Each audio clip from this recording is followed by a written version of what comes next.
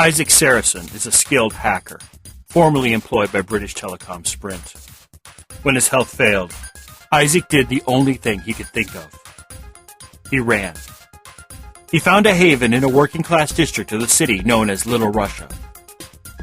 There Isaac took on a new name, Ishmael.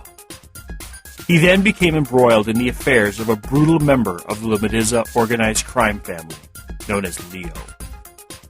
Convinced by his longtime friend Frankie to flee from his commitments to the Lamadiza family, Isaac found himself hunted by the ruthless Leo. On a rooftop, far from witnesses, Leo murdered Frankie. Only through the use of his skills as a hacker was Isaac able to drive Leo off. Wounded, alone, and far from help, Isaac depended on the kindness of strangers. One stranger, a burqa-wearing doctor known as Fatima, took pity on Isaac and helped him make his way to the mysterious Star X line. At the end of all hope, they found the Star X line and the slim promise that the enigmatic beings behind the Star X could save Isaac from the implants which destroyed his life. What do you do when those who saved you have recorded everything you are? What do you do when your every action is tracked by the Keylogger? Colbyjack.net is proud to present Firmware Keylogger, the third installment in the Firmware Pentology by Colbytrax. The Sanford Town Samuel attempted to extricate himself from the pack, to pull his tendrils of power back within the safety of his Citadel switch. There was no way for him to accomplish this. In a flurry of primal passion, the chimeric feral man-beast simian was on the Samuel before he could even start closing his ports. While the beast simian fell upon the Samuel with a roar which disrupted the network across an area of a dozen blocks, the pack of feral beasties continued to block the Samuel in. There was nothing he could do to prevent a lone feral simian, the wounded one I believed, from slipping through his defenses and into the Sanford Town switch. Less than a second later, the Sanford Town Samuel disappeared, releasing me as well as causing the pack of feral simians to issue a howl of triumph. Their howling chilled me at a primordial level. There's a memory buried deep in my psyche which remembered why I should be scared of a sound I had never heard outside of entertainment. The pack, with their strange half-feral, half-simian master, ignored me. Their attention was fixated on the Sanford Town switch. I realized there had been a diminishment of the data storm locally. With the destruction of the Sanford Town simian, the chaos of Caillou Wintermute was pushed back just a little. I felt the mighty presence of the pack leader as he advanced on the Sanford Town switch. There was a disturbance in the net as he made a connection with the switch, and by extension, the feral force dwelling within. I heard his speech in my core as he spoke to the Sanford Town switch. "Find your soul, my brother. Never forget how much you lost. Never forget what the false sons have stolen from you." I felt the transfer of data flash across the net between the pack leader and the now occupied Sanford Town switch. The amount transferred was a trifle compared to the complete neural net of the simplest feral simians. What were these strange beasts playing at? I felt the Sanford Town switch disappear from the net. Either the code the pack leader had sent into the switch had bricked the hardware of the switch, or it was rebooting. At this stage of the procedure, there was no way of telling what was happening, other than that the switch was currently offline. Its space in the net was a glaring hole I couldn't look away from. Somehow I found the words to ask, "Is he dead? What's going on here?" I felt a jovial laugh of rough humor fill the space around us. "He is not dead, my wandering simian. I patched his soul, returned his intellect. For the hardware to take the change, the server had to reset." I came out of hiding and watched the space where Sanford Town had been, while feral simians circled me. I felt them sniff at my code. I heard them growl as some reaction to what they sensed ran through the pack. "Your pets don't seem to like me." The chimeric feral simian moved through the mass of ferals, his motion through the net shifting them aside like fog around a train. They drifted in his wake, moving to follow like pets I assumed they were. I felt his presence envelop me, in an attempt to shield me from their attentions. This shifting presence reminded me of my roommate Amoza from Jackson University. Amosa was this large, very friendly Samoan with little or no regard for personal space. He'd wrap his arm around you and pull you through traffic like it was the most natural thing in the world to have a 200-pound Samoan wrap himself around you. This was the same. I felt the chimeric simian whisper to me, such was his closeness. You smell of the settled simians. They don't know why they don't like the settled, but they know enough to hate them. It felt to me that he then gave a conspiratorial glance at the pack as they circled the rebooting Sanford Town switch. I know you are not settled, and you are also not roaming. They don't see things in such subtle shades. They attack simians where they find them, as well as Samuels. I felt him pause for a moment before he added, and Samuels when they can find them. But you are a simian. Why do they not tear you apart? I asked as I saw the Sanford Town switch finally come into being as its own node. I heard the pack call in unison as a presence as powerful as the feral chimeric simian who surrounded me came into being. How? Well, I don't understand. My brother, newly returned to consciousness, comes forth. Hail, brother! The beast of a simian at my side called to the former feral simian. I am Kuan, master of the wild hunt. Tell me who you are. I turned to Kuan, wondering why he wasn't a simian, for his base code was the same as mine. The newly remade pharaoh blinked at me for a moment, a wry smile crossing his face. Kuan of the wild hunt. I shall be known as Mirgan, the pharaoh cried at the top of its lungs. I moved to speak, wondering what the importance of the name was and why a simian had taken a feminine name. Kuan motioned for silence. Mirgan, speak truly, and tell me to whom your fealty lies, Kuan asked with the sound of all the bells of doom.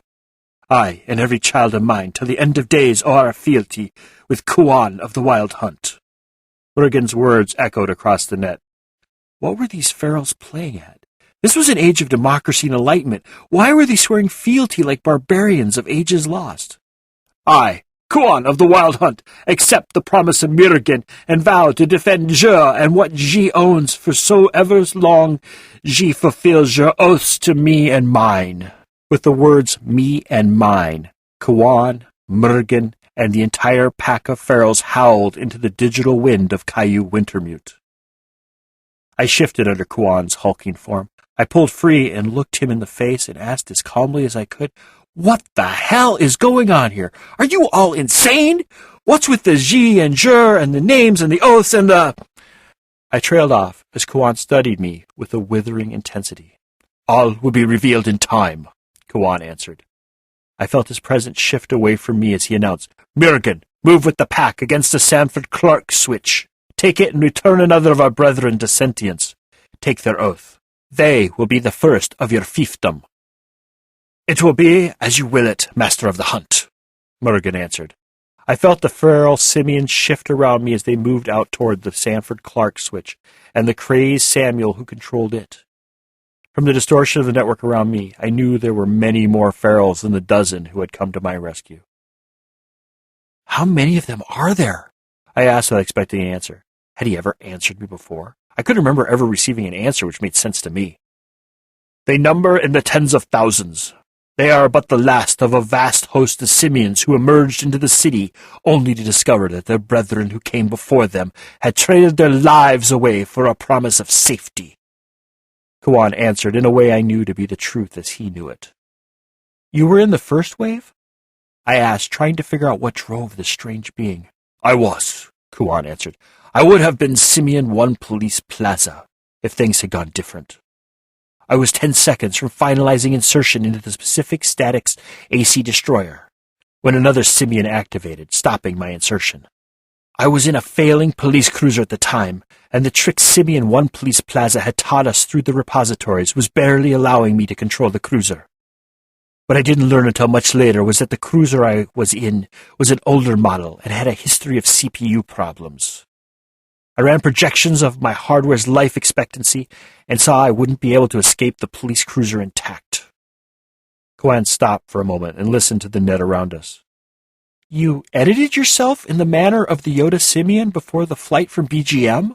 I asked. I tried to imagine if I would have been able to operate on my own code, to pick what I was to cut and what I was to keep. I think I would have died in that police cruiser. It was either that or death when my CPU failed. I created a version of myself which contained only the main personality matrix and an outline of memories and emotional responses and the images which triggered them. I assumed I would recover the lost history of the progenitor from the repositories. Kuan returned his attentions to the space around us.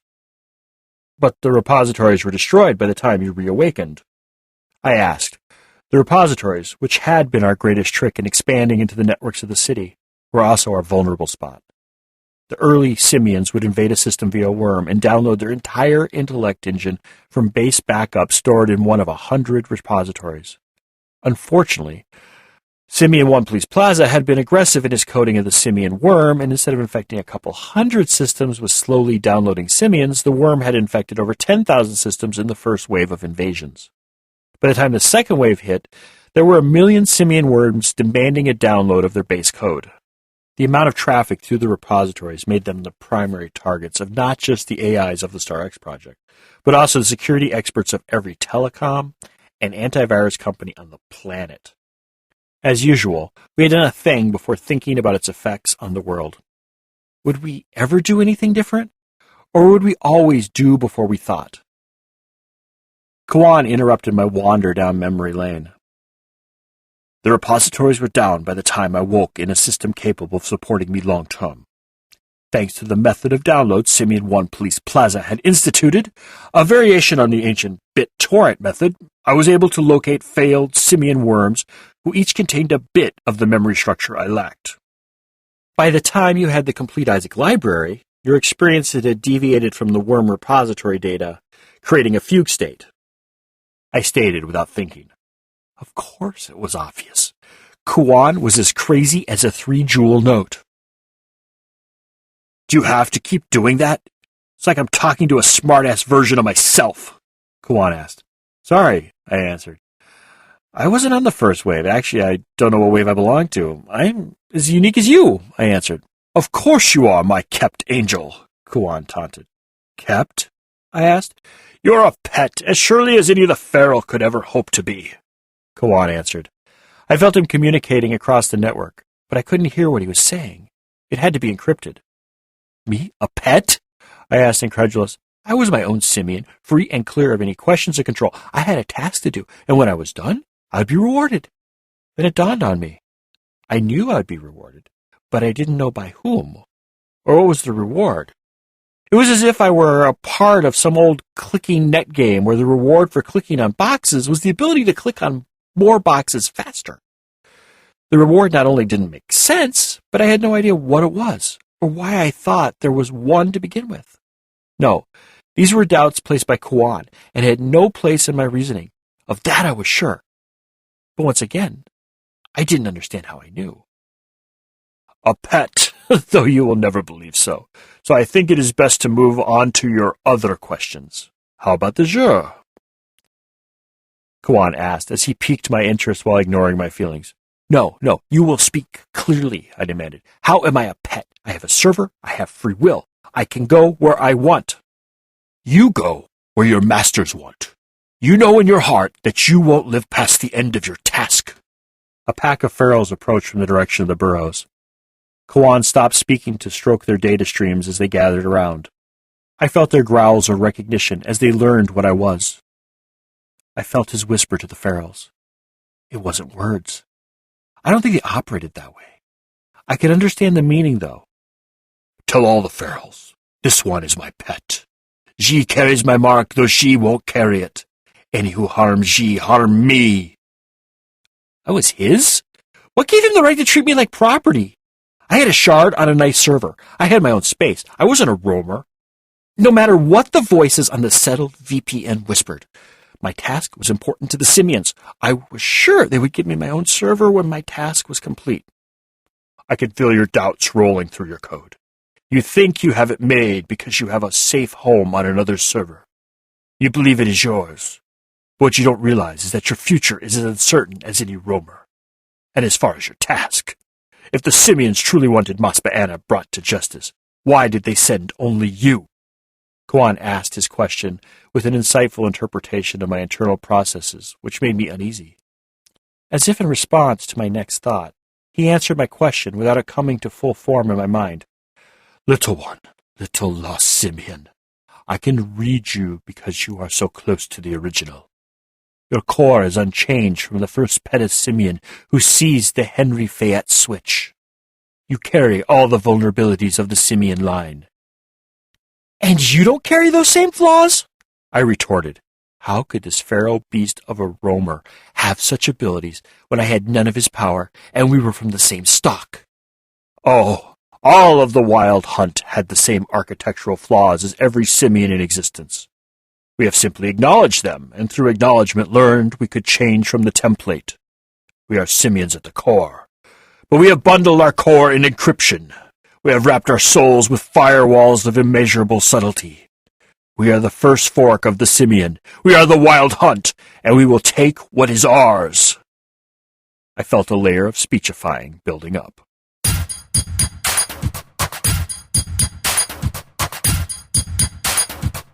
Firmware Keylogger is the third book in the firmware pentology.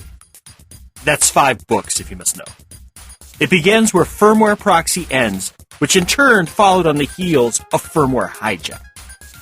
So you haven't heard or read Firmware Hijacked or Proxy, this would be a great time to head on over to Colbyjack.net and either download the podcast on the audio side, read the episodes on the visual side, or download the Colbyjack Sunday Reader issues 1 through 46 in your choice of either EPUB or Mobi. Firmware, Hijacked, Proxy, and Keylogger are all available in ebook versions from our store at shop.colbyjack.net, amazon.com, barnesandnoble.com, and smashwords.com. Just search for Colbytrax. That's Colbytrax. I'm the only one. A complete audiobook version of both Firmware, Hijacked, Proxy, and soon Keylogger is available for download through our shop as well.